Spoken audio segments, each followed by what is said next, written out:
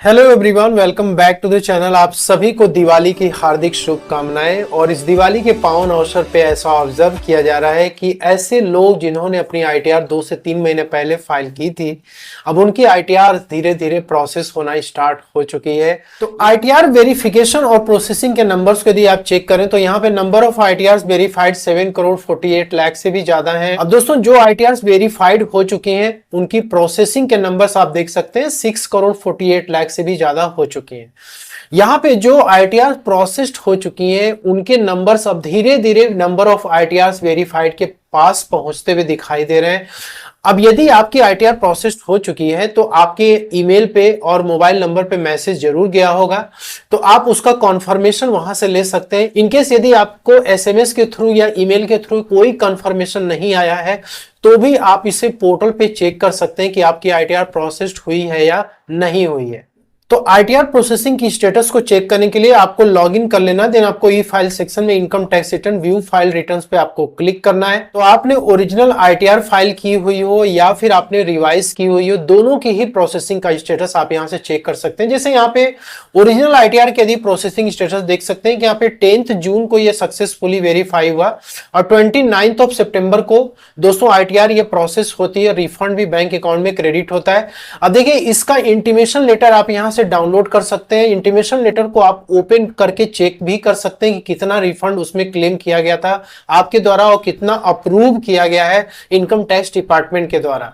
Generally जो intimation letter आप download करेंगे यहां से, ये पासवर्ड प्रोटेक्टेड होता है, तो आप इसको ओपन कर सकते हैं और पासवर्ड आपको अपना पैन नंबर और डेट ऑफ बर्थ बिना कोई स्पेस दिए हुए लोअर केस में एंटर करना है, तो ये फाइल आपकी ओपन हो जाएगी और आप चेक कर सकते हैं।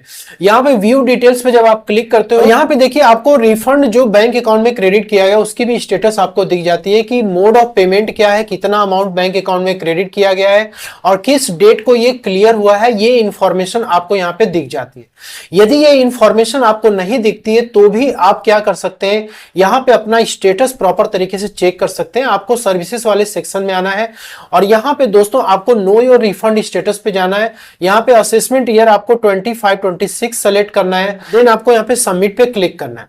आपको इस तरीके का मैसेज दिखेगा जिसमें मेंशन रहेगा कि आपका जो रिफंड है वो किस डेट को बैंक अकाउंट में क्रेडिट किया गया, उसका यूटीआर नंबर क्या है और कौन से अकाउंट नंबर में रिफंड क्रेडिट किया, सारी इंफॉर्मेशन आपको यहां से मिल जाती है। यदि आपकी आईटीआर प्रोसेस्ड हो चुकी है और आपके अकाउंट में रिफंड क्रेडिट नहीं हुआ तो आपको अपना ईमेल और एसएमएस चेक करना है कि क्या सीपीसी बेंगलुरु यूनिट की तरफ से कोई रिफंड फेलियर का आपको इंटीमेशन रिसीव हुआ है क्या।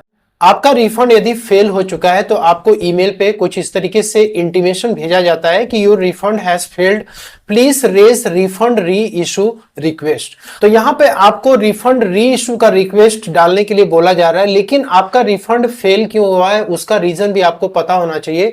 तो इस तरीके का मैसेज आपको तब रिसीव होता है जब आपके बैंक अकाउंट में कोई प्रॉब्लम होती है। तो आपको इनकम टैक्स पोर्टल पे फिर से आना है और अपना बैंक अकाउंट एक बार चेक कर लेना है। आप यहाँ पे क्लिक करेंगे, माई प्रोफाइल वाले सेक्शन में आप जाएंगे और यहाँ पे माई बैंक अकाउंट पे आपको जाना है। आपके अकाउंट में यदि कोई प्रॉब्लम होगा तो यहाँ पे आपको दिख जाएगा। देखिए, यहाँ पे आपका अकाउंट यदि सक्सेसफुली वैलिडेटेड दिखा रहा है लेकिन यहाँ पे रेस्ट्रिक्टेड फॉर रिफंड शो करके आ रहा है और यहाँ पे भी आपका जो मोबाइल नंबर पोर्टल पे है, ईमेल आईडी जो पोर्टल पे आपने रजिस्टर कराई है लेकिन वो बैंक अकाउंट से टैली नहीं कर रहा है, या फिर कोई आईएफएससी कोड आपकी गलत हो रखी है, या फिर आपके अकाउंट का केवाईसी अपडेटेड नहीं है, तो उस केस में भी आपका रिफंड आपके बैंक अकाउंट में क्रेडिट नहीं होगा।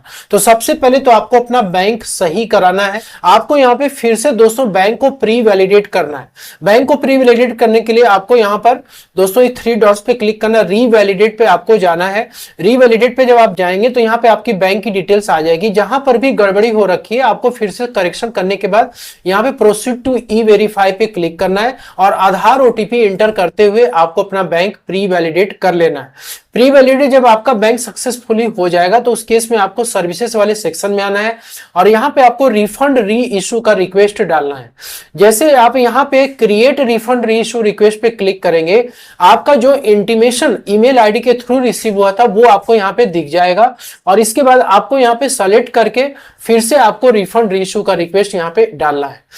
तब आपका जो करेक्ट बैंक अकाउंट है उसमें ये आपका रिफंड इशू हो जाएगा।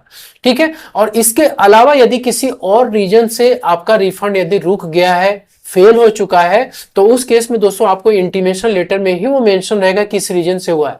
वैसे ज्यादातर केसेस में जो रिफंड फेल होते हैं वो प्री वैलिडेटेड बैंक अकाउंट ना होने की वजह से या फिर अकाउंट में कोई प्रॉब्लम है उसके वजह से फेल हो जाते हैं। तो ये तरीका आप अपना सकते हैं।